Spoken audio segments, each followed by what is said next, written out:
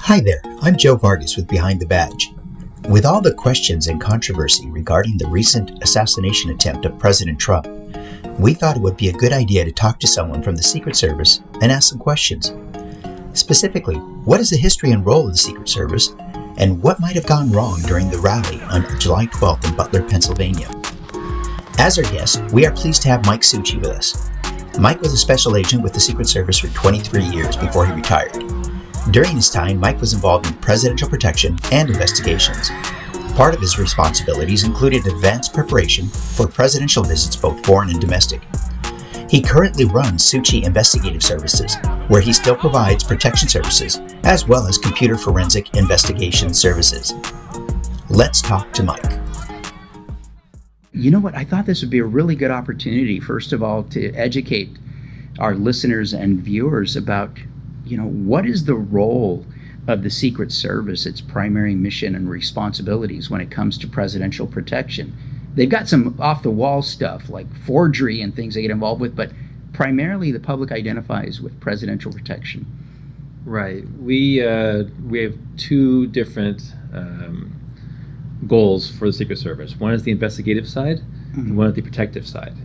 And we didn't start the protective side until 1902, with the assassination of President Garfield.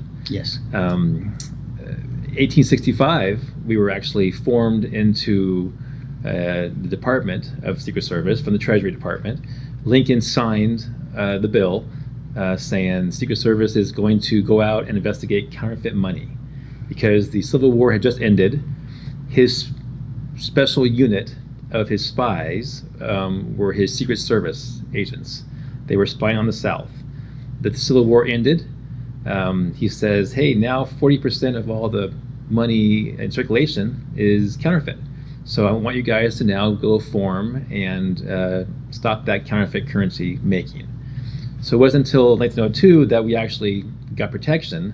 That fateful day in July, I think it was, that he signed that bill that formed the protection. He then went to Ford's Theater that night and was shot. See, that's something I didn't know. Yeah, so 1865, he was shot, and that same day he formed us. Not for protection, though, for counterfeit money. So that's where the secret name comes from. Everybody asks, well, why the Secret Service? Why are you secret? Well, we were the spies for the South. So that's how it came from. But it wasn't until later on that we got the protection side of it. So everybody knows us as the protective guys, but we also do treasury bills, counterfeit currency, identity theft, credit card fraud, and a lot more of the bank crimes. We were part of the Department of Treasury for a long time. And then when the DHS formed, we went over to that. Mm-hmm. You bring up something really, Garfield was the first president who was actually assassinated. Andrew Jackson, there was an attempt, but political violence is pretty much a part of our history here in the United States. Right. For every one that is successful or attempt, there's hundreds, I'm sure of, that try, that come to the event, look for that angle, look for that weakness. Say even the Trump event. If Crooks had come to that event and hadn't been able to get on the roof, we'd never know that he was the assassin. If he would have gone to that metal detector with his rangefinder and got in, he would have been inside the event, and his weapon was outside the event, and probably couldn't have taken the shot. So for all the people that are testing us and trying, very few are succeeding, but we kind of have a zero fail policy. Yeah, yeah. But and that does bring up a good point in that while there was glaringly some things that went wrong, right, in this particular incident, over hundreds and hundreds of times there are things that are going right, and these agents are out there actually doing a pretty amazing job. And there's probably a lot of things that happen that we never even really hear of. Right. Yeah, we train for that 1% chance. The 1% of maybe what if, could this happen? That's how we train. And the guys on the stage did a great job. Even the shooter did a great job. Yes, he could have shot a few seconds sooner, but one shot put down the target and was a great shot. But what failed was the advanced work. That's where we failed. But yeah, it was a good learning experience. It was a good training experience. We're going to be going over that film for years on what was right, what was wrong, who didn't fill in their hole and do the right thing. But they're also going to be going over the advanced work. And when the report comes out, it's not going to be good for us as far as the advanced work that the guys did. But the response was, in my opinion, pretty good. When you look at it, there's one of the things that have become very apparent is that, there's not just one agency at these events.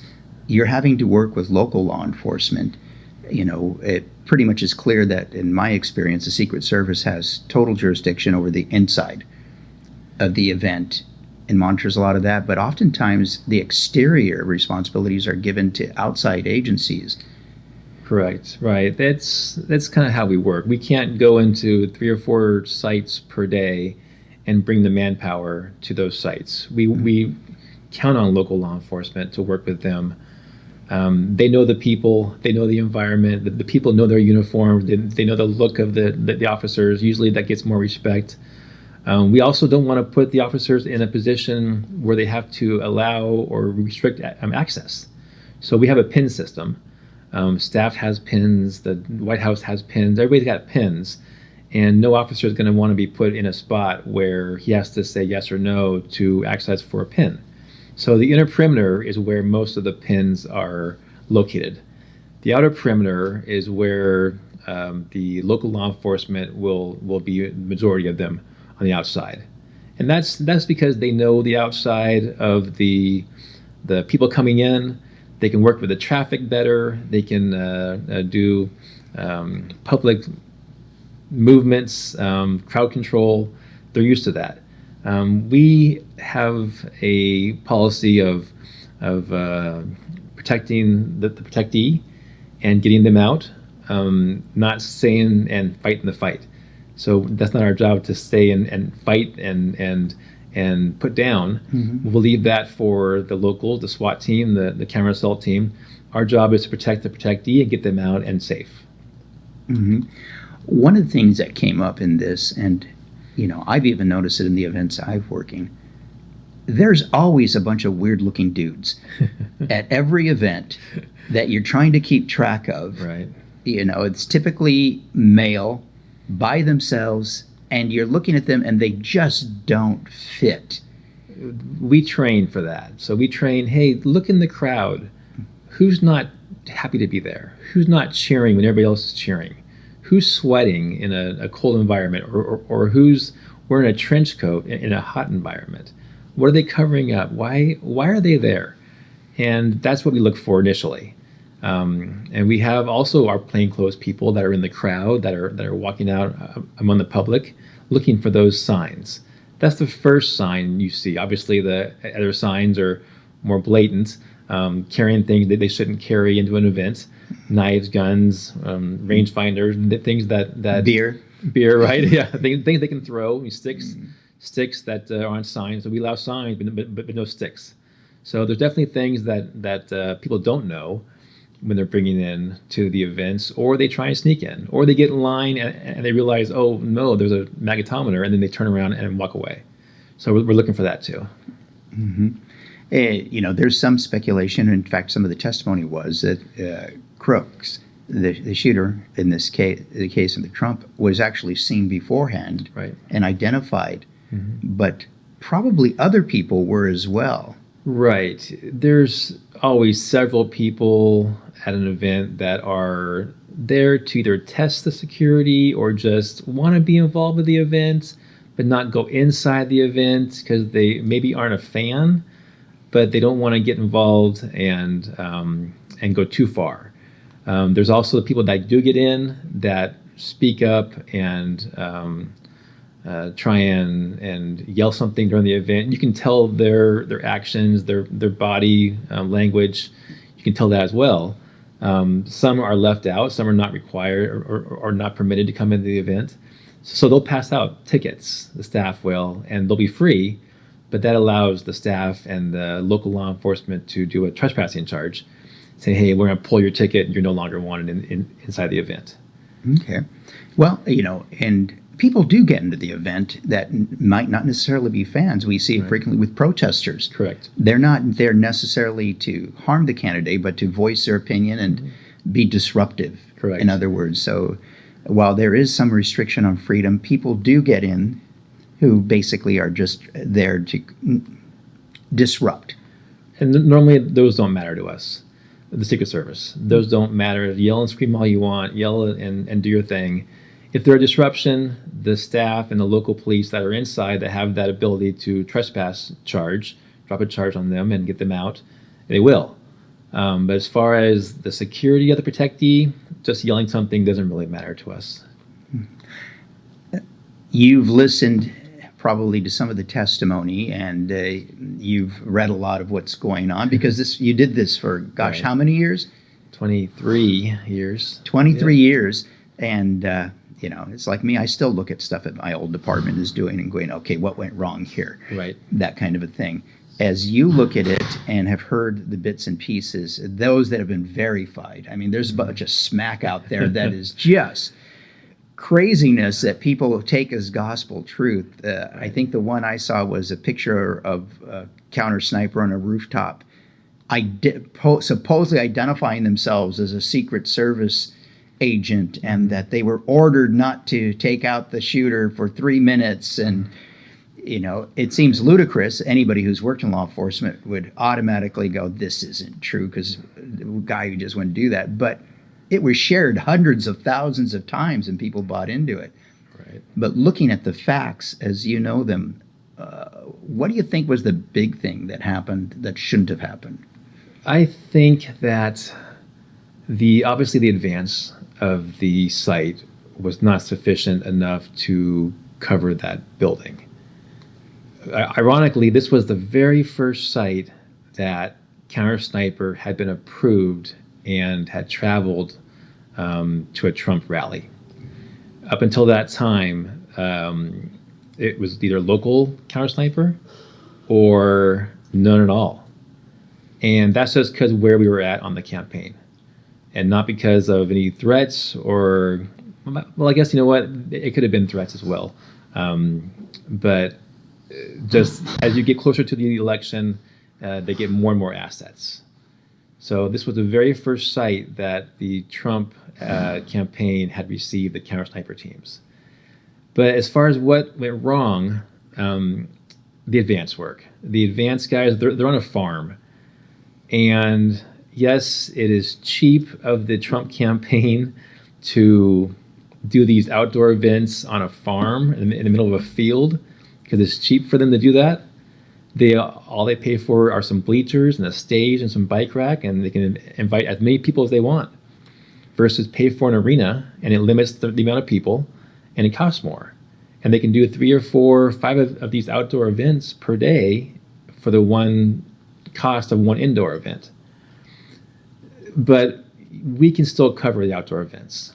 And what failed that day is not covering the outdoor event enough. So when our advanced guys walked through the event, they did not work with the staff well enough to put that stage in a spot where the line of sight was blocked.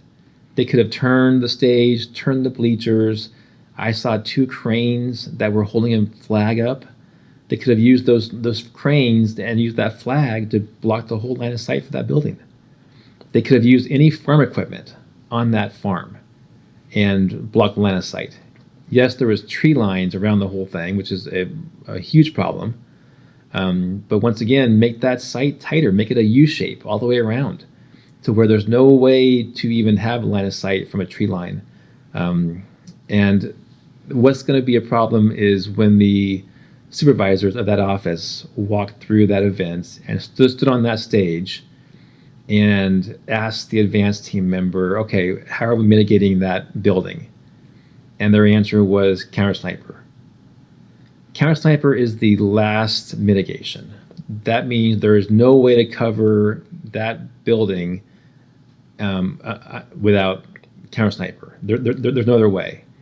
And that's usually saved for buildings with a lot of windows, where you can't cover 20, 30 windows with people in them. You don't post somebody on a roof because they're going to be looking out from the counter snipers.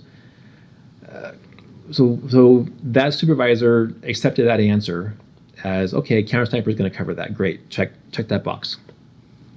He should have said, no, we're not good with that. We don't want to put two guys on a roof and make that our mitigation. That should be a last resort.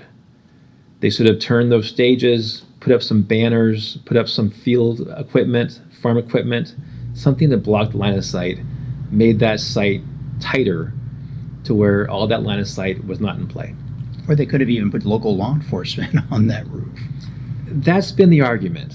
And how we operate is we secure the site with counter sniper from the inside out.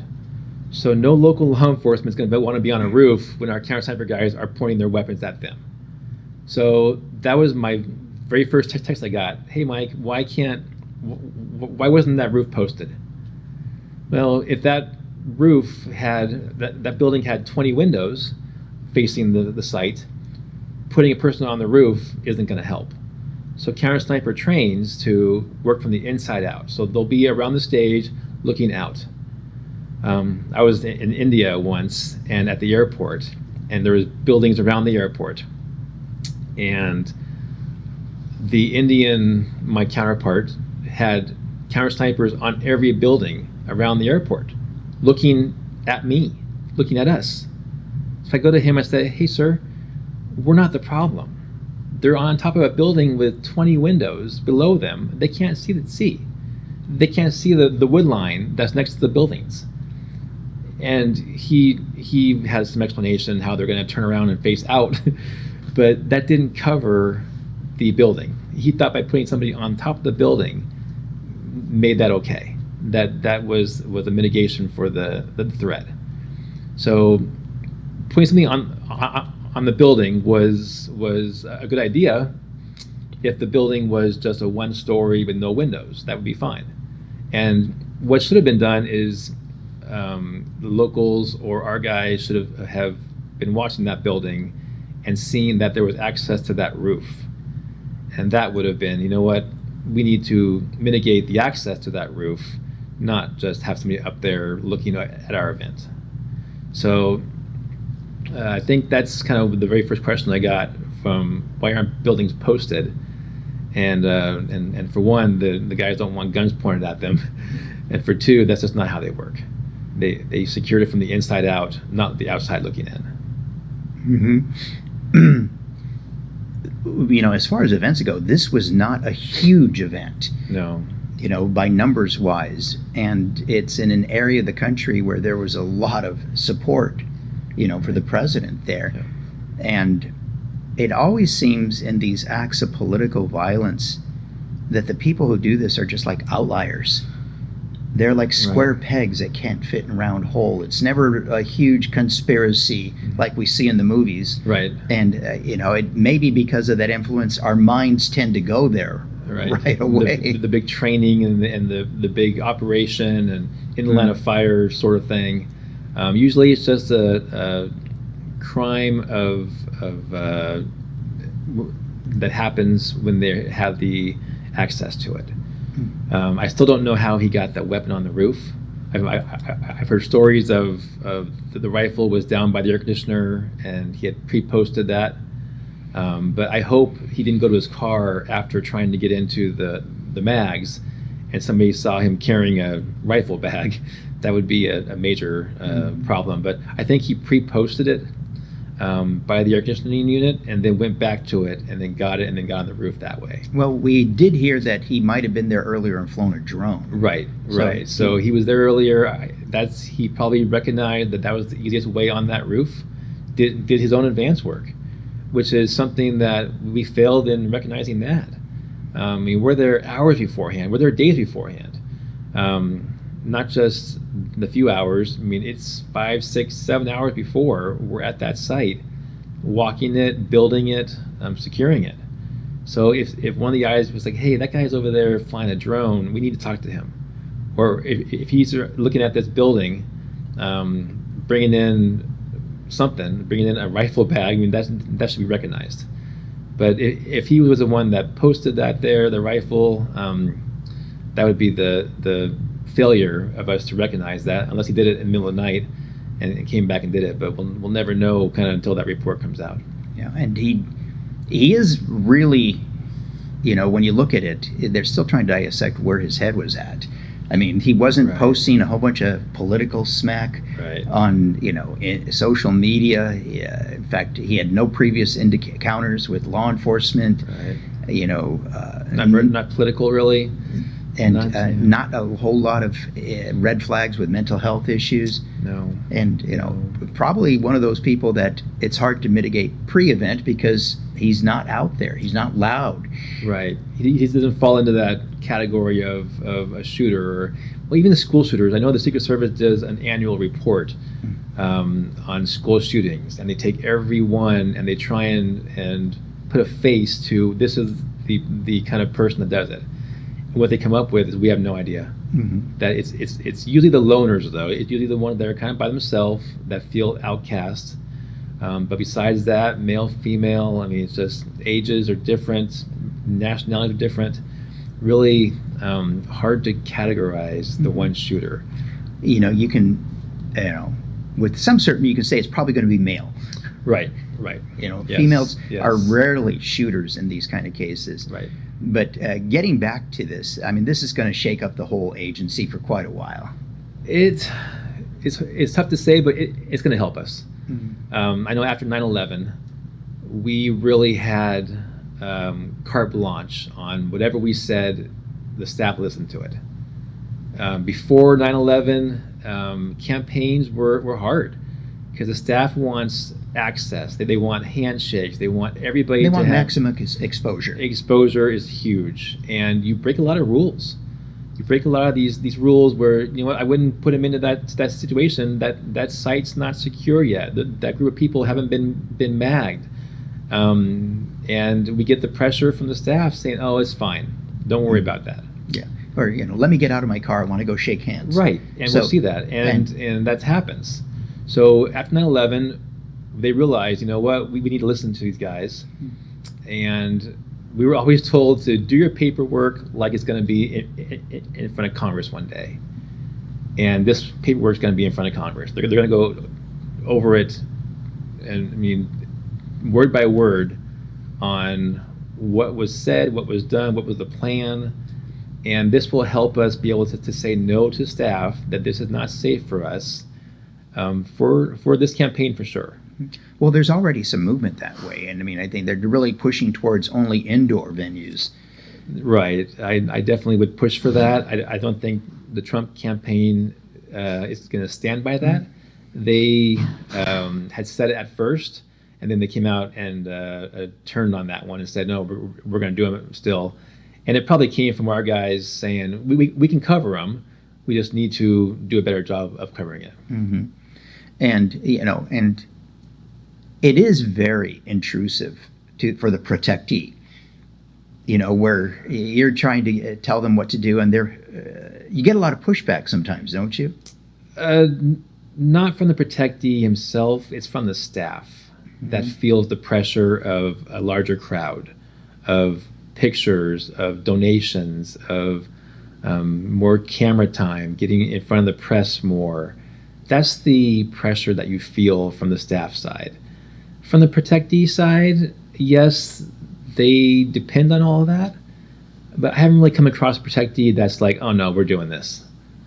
It's more from the staff saying, hey, it'll be fine, don't worry, that kind of thing. And that's where we get in trouble, where we're still planning for that 1%. They are taking the 99% and saying, well, look, it hasn't happened yet. And kind of throw it in our face saying, well, it's fine, don't worry about it, it'll be fine. And it probably will be, but that 1% is what we train for.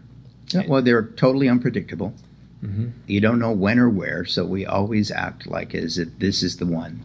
Right. This is going to be the event where it's going to happen. Right. And when I say staff, it is the Trump or the Biden staff too. So I know the president gets more assets than the Trump campaign does right now. And that's just normal. That's not because of the candidates. That's just normal. It would, just having been involved in situations like this, I'm sure they're getting the assets they need and then some now. I don't know if things have ramped up. I think everybody's on a little more notice. I think no one's being told no. You were never really told no for assets. I've never been turned down for requesting something and being able to articulate why I need counter sniper or counter surveillance or something or more post standers. Never been turned down. And so when I hear about in Congress and the testimonies about people bringing or taking assets away and being declined, there was no declining for that event. They get a certain number of people for a campaign, and if they need more, they'll find more. And as far as the assets, I think they had the assets that they requested, and we'll find out in the report. But it's hard for me to believe that somebody not on the ground and seeing the request would turn something down. Yeah. And how many presidents have you covered? I started in '99, so Clinton was the president. And but I've also been with former presidents too. So I've been with George H.W. Carter, Clinton, Bush, Obama, then Trump and Biden. I was at the White House with the Bush and the Obama administrations. So I was there for about 5 years. And, you see so much of this. Is there any chance that, for some people who are making decisions today, they just might have got too relaxed? I don't think so. I mean, maybe in the advance work, just too complacent a little bit, and not covering that building with getting creative with. It's an art. Yeah, it's actually an art of doing the advance, using what you have to work with, using the bleacher, using equipment. I mean, we've lined buses up before to block line of sight. So what's going to come out is the supervisor that approved that site is going to take a hit. Oh yeah. For approving it and not saying, hey, this is something that is not going to work here. We're not going to rely on counter sniper to cover this whole area when we have other assets that we can use. In my experience, Secret Service was never complacent. In fact, as one of the local jurisdictions, sometimes they were a pain in the ass. Absolutely, and we tell the people whenever we come in with the president, hey, the first couple days we're fun, we're new, we're interesting, we're asked a lot of questions. But by the time that the president arrives, you are tired of us. You are tired of the questions and the requests, and you're ready for us to leave. Yeah, I mean, every person involved in the protection detail that I worked in, it was mostly with, the SACs or supervisors that were out there. They're very anal. Very type A. Yeah, very type A, cross every T, yes. dot every I. Right. But, if a crisis can happen, it will happen. There's this thing called the Swiss cheese model of crisis. It's like the perfect storm. The holes all align up, and the next thing you know, it wasn't just one thing when it went wrong. It was, the advance site. It was the response by the sheriff. It was all these things. It was one thing after another went wrong, and now you've got to train and prepare to make sure those don't happen. Right. And I know that there's been some finger pointing. This site was a Secret Service site. Yes, the outer perimeter was mostly with local law enforcement, but our advance agent walked that site with the counterpart from local law enforcement and identified where we need people, where we need things covered. And so, no, I think the finger pointing always comes back to us, and as it should. I mean, it was our site. Yeah, and the acting director in his testimony, pretty much admits that. And I mean, Ron Rowe, right? Yes, I mean, you kind of sit there and go, we screwed up, right? And we're going to do better. We're going to make sure and this is what we're going to do to make sure it doesn't happen again. I know Ron said we're going to do better, and I know that there is some tweaking that we could have done in the advance work. But as far as the assets and the complacency, I don't see it being complacent, but in a campaign, you are getting worked over. I've spent months before in Ohio driving around from site to site. I do a site in 3 or 4 days, and as I'm going to the airport to fly home, I get a text and saying, hey, be in this other city tomorrow. You're not going home yet. And yes, it's frustrating, but that's what you sign up for. That's the job. You know that a campaign year is tough. It's tough on you, tough on the family, but you are trained to do a job, and the complacency, I don't see it being there. Yes, campaign years are tough, but you really kind of get in the moment when you're doing your work, that you know how to do it. You do it the same way, and everybody kind of speaks the same language. So I would say no complacency, just the person did not do a very good advance. When I look at this, though, I mean, I look at 20-some years ago when you started. We didn't have an internet. No. Really. No. Just the temperature and the climate, has created and made things more challenging because people are all wound up. Right. And, who is the threat? Who's not the threat? That kind of a thing.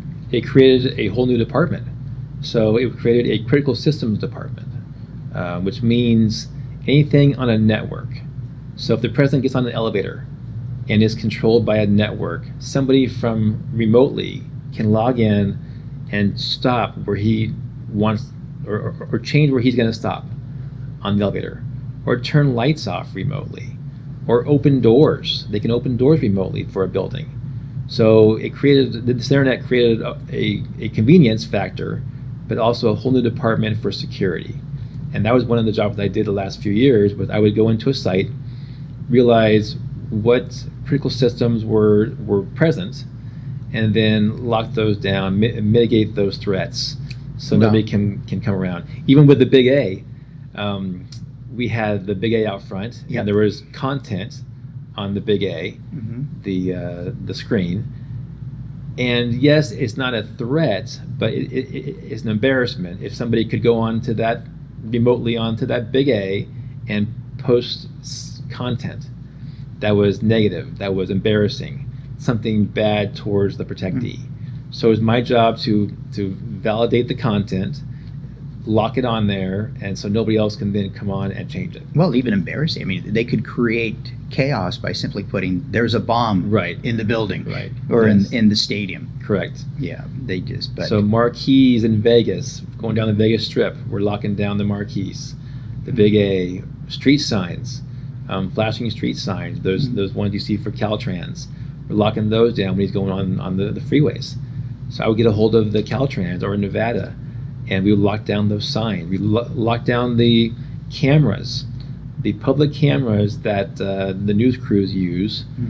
We would freeze those so they couldn't see the motorcade and know where it was at. So it's convenient for people to have all this stuff, but also creates a whole new security realm for us. Yeah, and it definitely has changed the temperature. Yes. As far as, you probably, and using the technical term, have to deal with a lot more nut jobs than you've ever had. You find them online more. Before the internet, there was not the nut jobs online that was posting things. And that's the ones, yes, you have to be concerned with the nut jobs that are posting things, but it's the ones that don't post them, that don't tell their friends. Just like crooks. Right, that have no idea. He left a note or something with his work saying something that it's going to be a big weekend or something that kind of hinted towards it, but that's not the ones, or that's the one that we want to be concerned with. It's not the one that are posting, I'm going to blow up the White House tomorrow. Those come daily, and yes, we run those out and we investigate those. But it's the ones that aren't saying that you get through an informant, or you get through somewhere where they're keeping it quiet. That's the ones that you really need to worry about.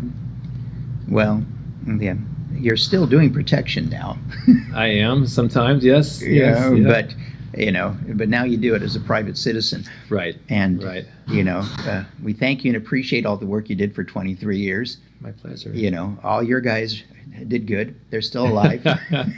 Yeah, it was kind of hot potato. So every time they would come to your site, you were happy that they were finally there, but you're happy to pass on the potato to the next guy and take a deep breath. And I'm sure the Secret Service will learn from this experience, just like all of us in every A type of law enforcement agency. We learn as much from our successes as our mistakes, and probably learn more when things go wrong.